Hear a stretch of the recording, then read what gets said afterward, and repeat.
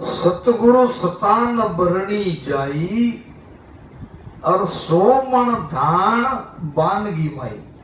Sample के तौर पर यह वर्णन यहाँ पे हो रहा है।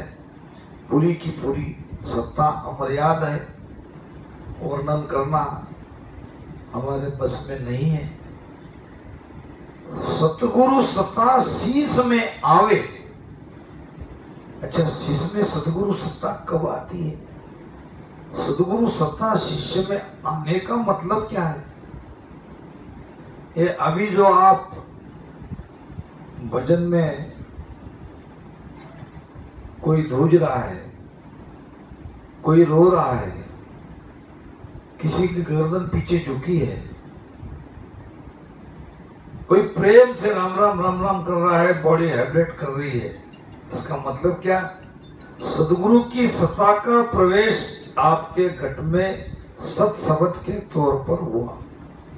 ये शब्द सत्ता का ही शब्द है। सत से सत्ता होती है। और सत्ताधारी संत हम क्यों कहते हैं कि उनके अंदर सत है?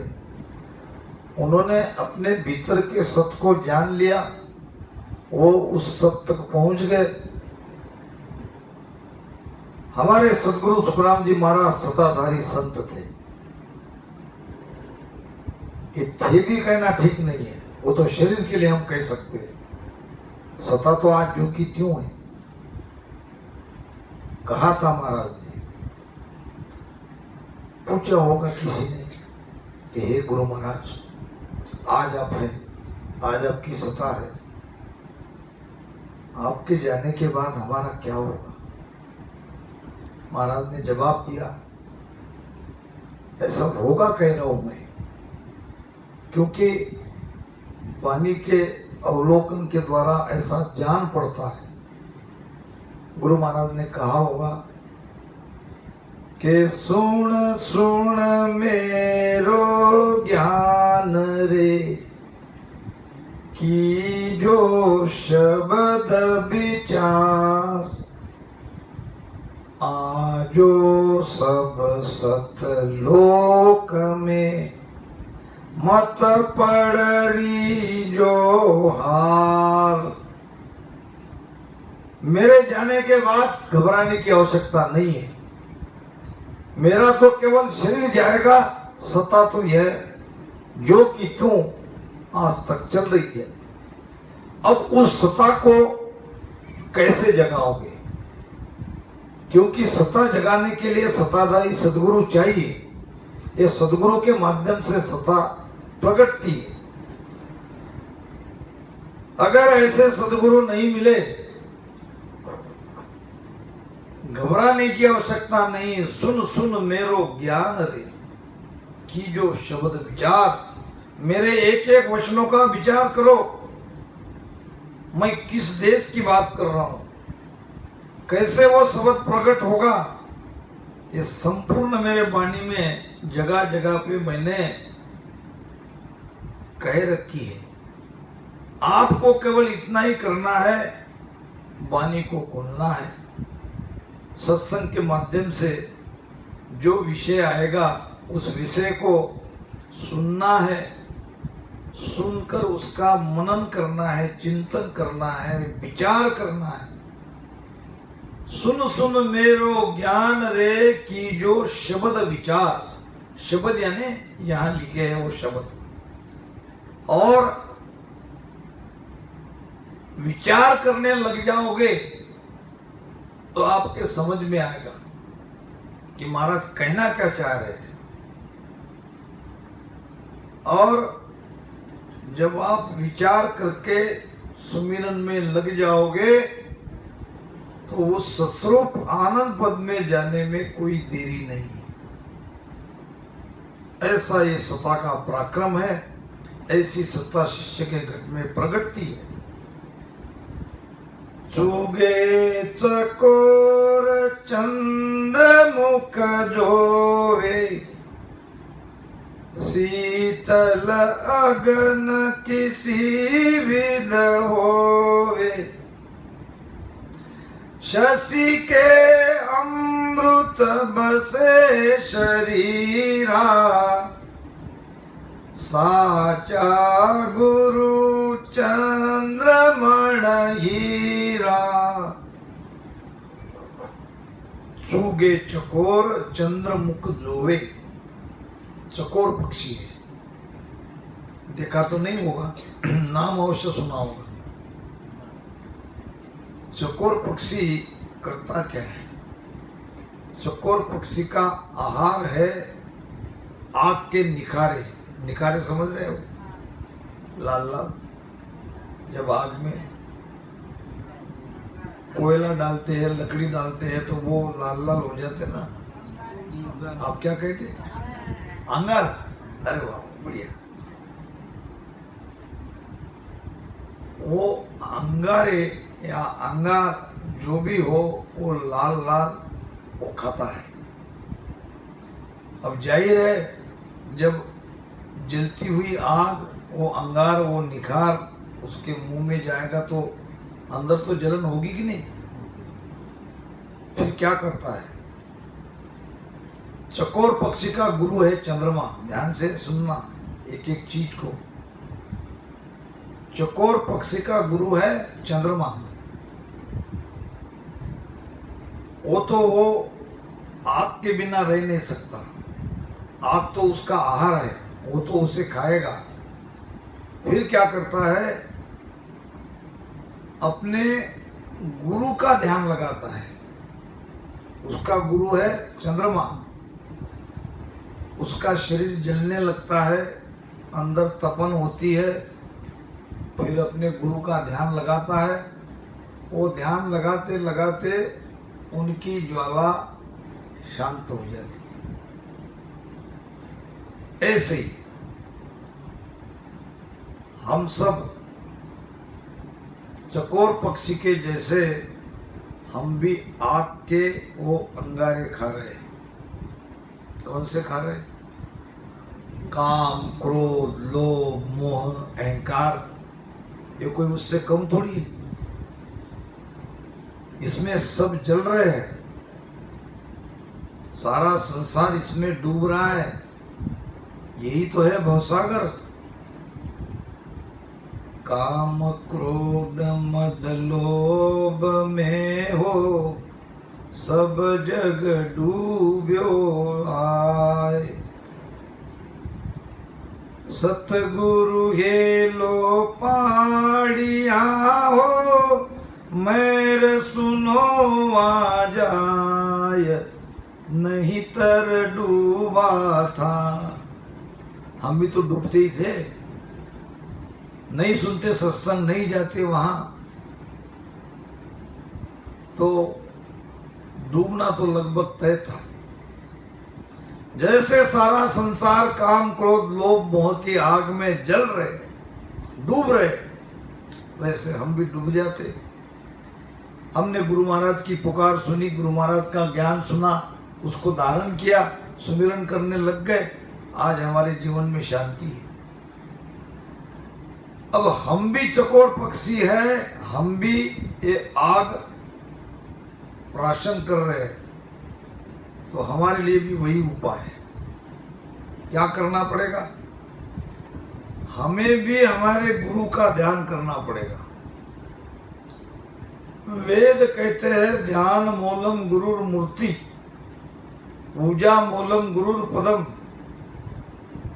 मंत्र मूलम गुरुर वाक्य, मोक्ष मूलम गुरुर कृपा। हमारे महाराज कहते हैं कि निराकार की सेव कर आकारी गुरु भाव। आपको भाव आकारी गुरु पे लगाना है, सेवा निराकार गुरु की करना है। सेवा उस राम जी की करना है, पाना उस राम जी को है, प्रकट करना वो निराकार शब्द को है, मगर वो ऐसे प्रगटेगा नहीं, वो आपके भाव से प्रगटेगा, आपके प्रेम से प्रगटेगा। कोई अगर ये कहे कि मैं राम राम करके शब्द जगा लूंगा, बहुत मुश्किल है। अगर उसके अगले जन्म की पुण्य है तो वो जगा लेगा, नहीं तो गुरु जरूरी है, माध्यम है। गुरु ही देव विद्या मत सारा, सब करनी गुरु मूल विचारा। मूल में यहां गुरु है। कहते हैं कि एक लड़का था 14-15 साल का, गरीब था। माता पिता ने उसे गांव की गाय चराने के लिए, संभालने के लिए कह दिया कि भाई ये जितने भी घर है और जितनी भी गाया है सबको तुम जंगल ले जाके वापस घर में लाओ। इधर करते क्या वैसा? सब मिलके? अभी नहीं, पहले थे, हमारे तरफ अब भी है। तो ये लड़का करता क्या था, दोपहर में नदी के पास पानी पिलाने के लिए गाय को ले जाता और पेड़ की छाया में थोड़ी देर गाय को बिठाता, वो अपना भोजन प्रसाद कर लेता और वो भी लेट जाता। ऐसा पत्थर को सिराने लेता, ऐसे पैर पे पैर रख के ऐसा। तो ये का रोज का दृश्य उसे दिखाई देता था। वो देखता था नदी में ये बगला रहते ना, बगला को क्या कहते हैं आप? सफेद सफेद, हाँ, बगला ही कहते। फिर ठीक है। वो बगला करता क्या था, ऐसे मछली को पकड़ता, ऊपर करता और फिर अपनी चोंच में उसको पकड़ लेता, नीचे से ऊपर फेंकता और फिर ऐसे। अब ये रोज देखता, इसको भी लगा कि चलो अपन भी फेंक के देखते हैं। अब उसके पास था लकड़ी, अब वो ऐसे लकड़ी फेंकता। अब 1-2 बार तो इधर उधर चली गई, कहीं मुंह को लगी, कहीं आई नहीं, मगर धीरे धीरे प्रैक्टिस से, नित श्राव से, श्राव भी कहते हैं जो हम करते हैं भजन का श्राव ही तो है। तो धीरे धीरे वो ऐसे मुख में पकड़ने लगा। कई दिनों से देख रहा था, रोज की उसकी प्रैक्टिस थी। कई बार लगी, कई बार लकड़ी गिरी, मगर उसने आस नहीं छोड़ी। अब वो ऐसे फेंकेगी, ऐसे पकड़ ले, ऐसे फेंकेगी, ऐसे पकड़ ले, ट्रेन हो गया। अब एक दिन गांव में एक कोई कलाकार आया, कला बताने वाला। ऐसे उसके पास तो और भी कई कला थी, और वो कहता कि मेरा सबसे बेहतरीन खेल सबसे आखिरी में बताऊंगा। अब एक दिन इसके पिताजी चले गए गाय चराने के लिए, इसको छुट्टी मिल गई। बच्चा था 14-15 साल का, अब वो भी गया वो खेल देखने के लिए। जैसे जैसे खेल बताता, खेल समझ रहे ना, लोग ताली बजाते थे, और वो कहता कि मैं आप सबसे बेहतरीन खेल आप सबको बताने वाला हूँ। और फिर उसने निकाली एक लकड़ी, लकड़ी को लोहे का ऐसा तीखा तीखा ये था, नीचे उसको फंसा हुआ, तीक्ष्ण था। वो क्या कहते, जो किया वो आप समझ गए उसको। और वो उसको फेंकता और ऐसे मुंह में पकड़ लेता। सारे लोगों ने ताली बजाई, लड़के ने ताली नहीं बजाई। कलाकार ने कहा क्यों, तुमको मेरी कला पसंद नहीं है? ये क्या विशेष है, ये तो मैं भी करता हूँ। वो तो कर ही रहा था ना। अच्छा आओ, लड़के ने फेंका और ऐसे झेल लिया। अब आश्चर्यचकित होने की यानी समय आ गया वो कलाकार का, भाई तूने कैसे सीखा, कौन है तेरा गुरु? वो कहने लगा मेरा कोई गुरु नहीं। अरे इतनी बड़ी कला बिना गुरु के कोई सीख सकता है क्या? तुम तुम्हारे गुरु का नाम बताना नहीं चाहते हो? लड़के ने कहा नहीं है, मेरा कोई गुरु नहीं है। अच्छा, दोबारा पौधा फेंक के दोबारा फेंका तो भाला लग गया छाती में। क्यों?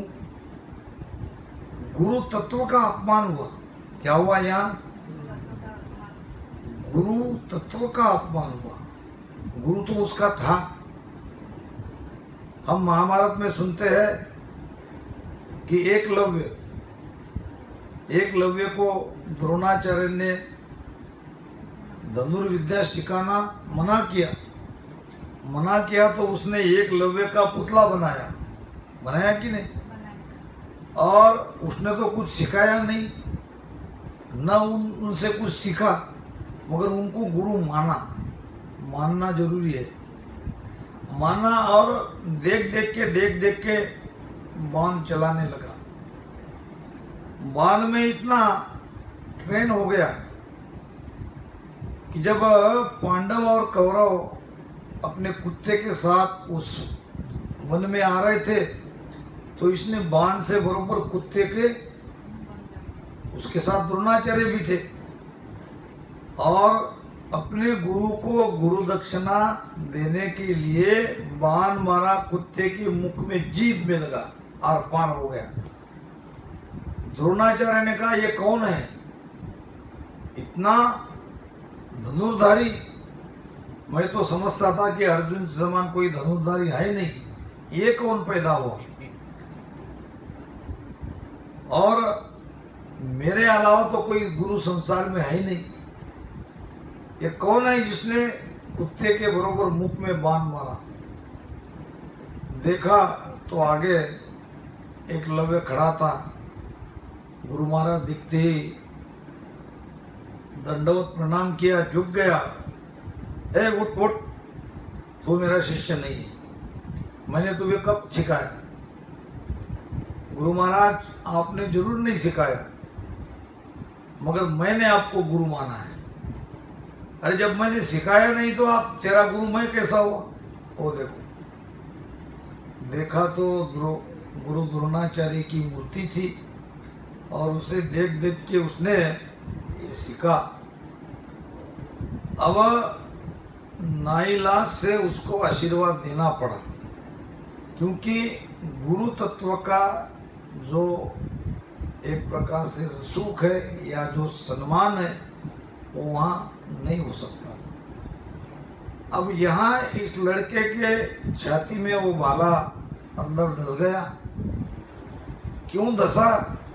कि गुरु तत्व का अपमान किया।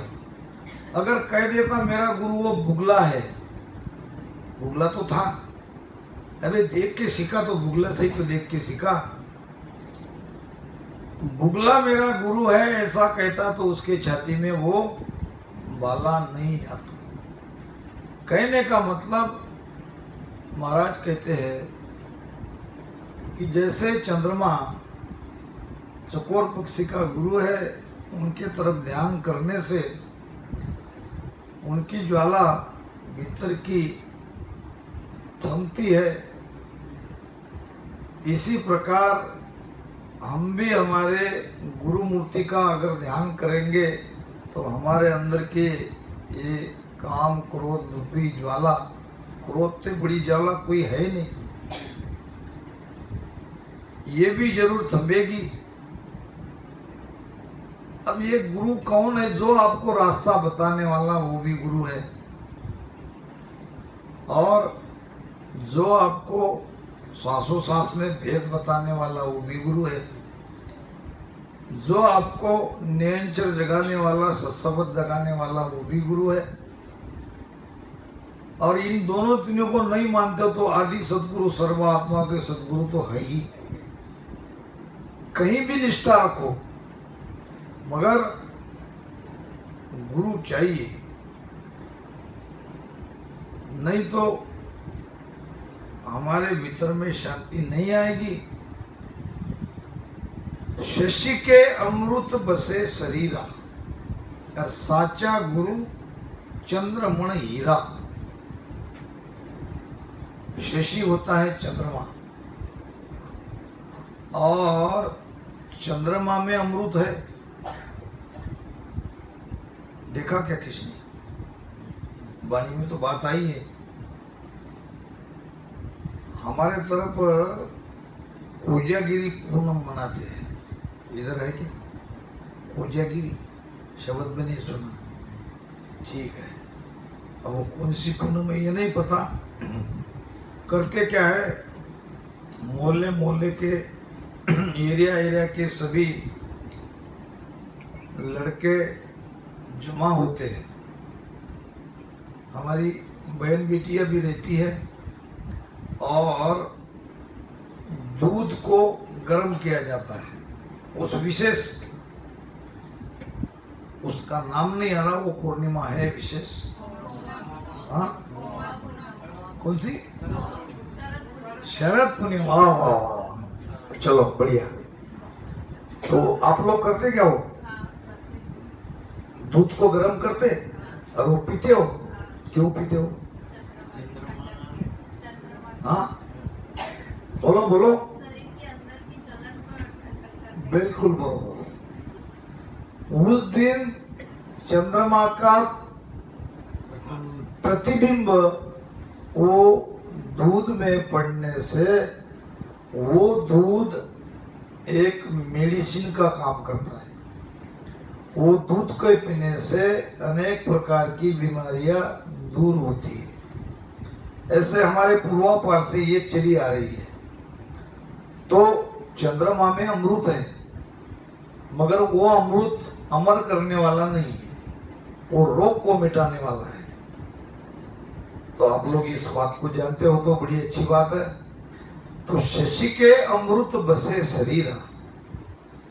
अब इसके सिद्धांत को समझो, एक एक चीज को समझना है। जैसे शशि नाम चंद्र कितनी दूर है और बर्तन दूध का कितना नीचे है, उसके प्रतिबिंब से वो दूध के अंदर मेडिसिन का गुण आ जाता है।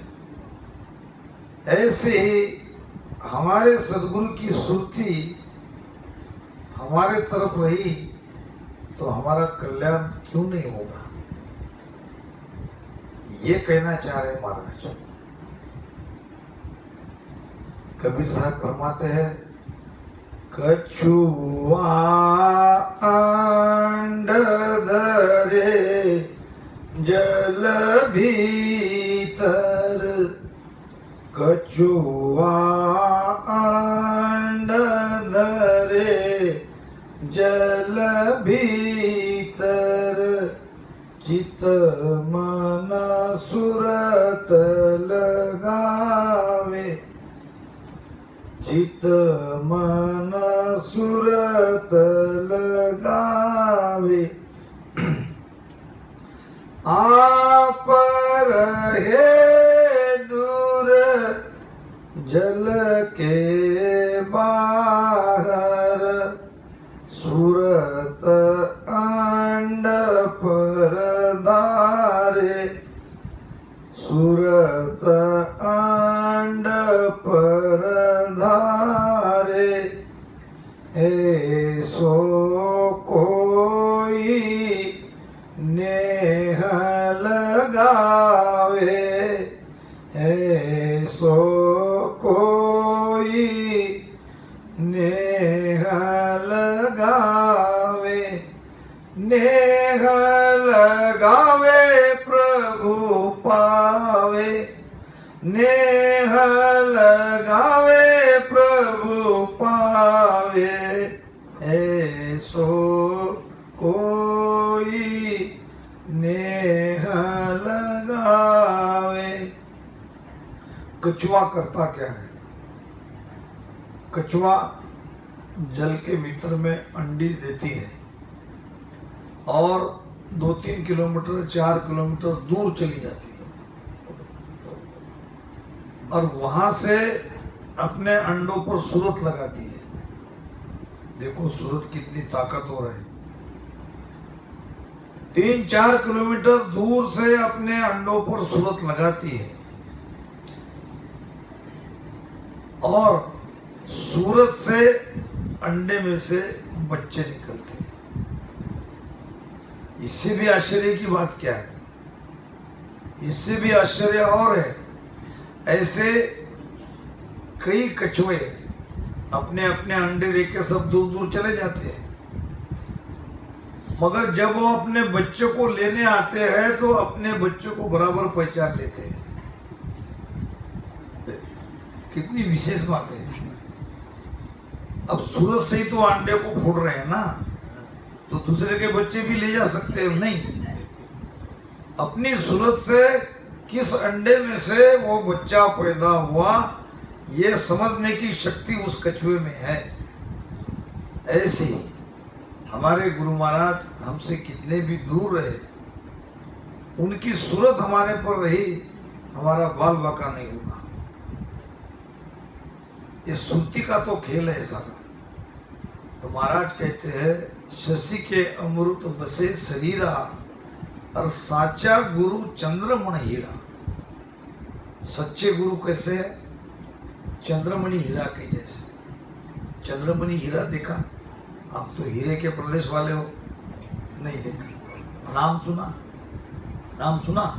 ये बेटी ने सुना नाम? आपने नहीं सुना देव सिंह भाई? सुना है नाम? अबे अच्छी बात है। चंद्रमणि हीरा करता क्या है ये आपको पता नहीं होगा। चंद्रमणि हीरा, उसके सामने कांच भी रखे तो वो कांच को प्रकाशित करता है।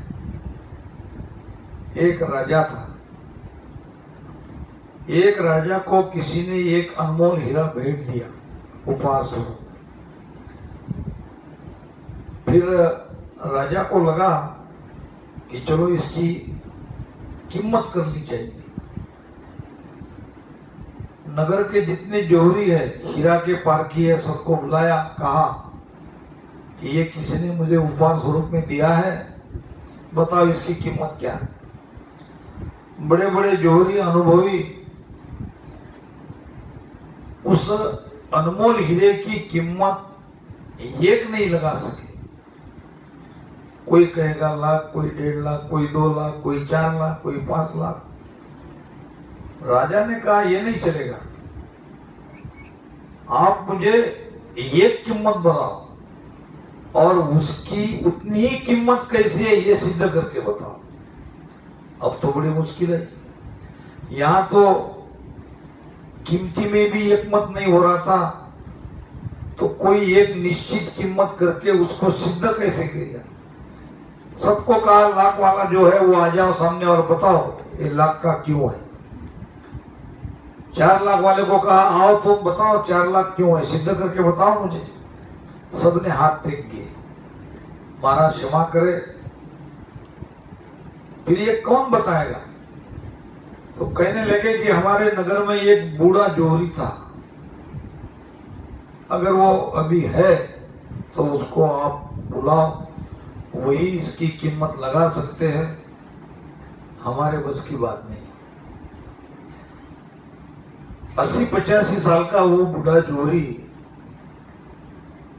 राजा के सिपाही आ गए वाहन लेके और कहा राजा ने बुलाया है अभी के अभी। बूढ़ा घबरा गया, मैंने क्या किया भाई? आपने कुछ नहीं किया, आपको सम्मान के साथ हम लेने आए। राजा को आपकी जरूरत आन पड़ी है। फिर थोड़ा धीरज आया, बैठ गया घोड़ा गाड़ी में, आया राजा के पास। राजा ने कहा बैठो, और सेवक को कहा इसको हीरा दो, और कहा कि इसकी कीमत कहो, और क्यों इसकी कीमत इतनी है ये भी बताओ। बूढ़ा जोहरी कहने लगा जरूर महाराज आपकी इच्छा पूरी होगी, मगर थोड़ी मेरी आंखें कमजोर है, थोड़ा मुझे समय लगेगा, लगने दो। तो उसने कहा मुझे कांच के कुछ टुकड़े चाहिए, मिल जाएगा। हीरा रख दिया ऐसे, और उसके सामने कांच के टुकड़े रखने लगा। और 99 तक कांच के टुकड़े रखे, 100वां रखा, निकाल लिया, और रखा, निकाल लिया। सब देख रहे थे। राजा ने कहा, ये कर क्या रहा है? कांच के टुकड़े से हीरे की कीमत का क्या संबंध? और ये आखिरी में टुकड़ा रख रहा है और निकाल रहा है, ये क्यों? फिर जौहर ने कहा, महाराज, इस हीरे की कीमत है 99 लाख। क्यों भाई? 1 करोड़ क्यों नहीं? 98 लाख, 90 लाख, 85 लाख तो हो सकती थी, 99 लाख क्यों? तो उसने कहा, ये गिनो। राजा के एक मंत्री को बुलाया, ये कांच के टुकड़े गिनो। कांच के टुकड़े गिने, वो भरे 99। फिर इससे ये कैसे सिद्ध हुआ कि ये 99 लाख का ही है? तो उसने कहा, राजा साहब आप आओ और देखो। देखा तो 99 कांच के टुकड़े में प्रकाश आ रहा था। 100वां टुकड़ा रखा, वो कांच का कांच ही था। राजा को रखने लगाया, राजा ने रखा, देखा ये तो कांच है। और फिर 99 से एक उठाया, उठा लिया तो कांच ही था, वो भी हीरे से बाजू किया तो कांच ही था, और रख दिया तो वो प्रकाशित हो गया। देखो, ये 99 कांच में ये हीरे का प्रकाश दिखाई दे रहा है, 100वें कांच के टुकड़े में ये नहीं दे रहा है। तो ये चंद्रमणि हीरा है, कांच के टुकड़े को भी ये अपने समान प्रकाशित कर रहा है। महाराज ने यहाँ यही प्रमाण दिया। क्या कहा है? शशि के अमृत बसे शरीरा, और साचा गुरु चंद्रमणि हीरा। अब गुरु को चंद्रमणि हीरा की उपमा क्यों दी है? अरे हम कांच के टुकड़े ही तो है, क्या है हमारे अंदर? वो गुरु अपने सत्ता से हमें प्रकाशित कर रहे हैं। कल से 3 दिन में कितने हीरे यहाँ पैदा हुए, और कल परसों कितने होंगे? जिसके घट में नाम की जागृति हुई, क्या वो हीरे से कम है? तो सदगुरु अपने बल से कांच के जैसे साधारण हीरों में, साधारण कांच के टुकड़ों में प्रकाशित कर देता है। इसी प्रकार सदगुरु भी हमारे घट में नाम का प्रकाश करा देते हैं। इसलिए गुरु को चंद्रमणि हीरे